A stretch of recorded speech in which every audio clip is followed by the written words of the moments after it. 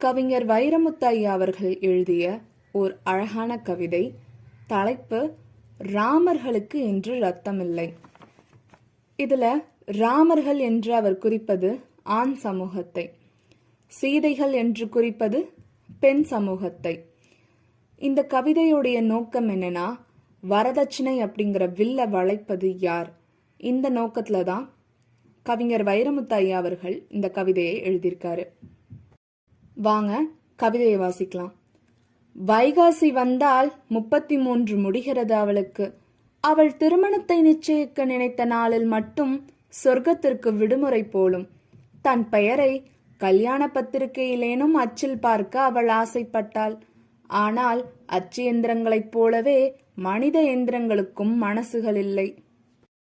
பாவம், தன் கண்ணீர் முத்துக்களை கோக்கத்தான் நொந்து நொந்து அவள் நூலாய் இழைத்தாளோ.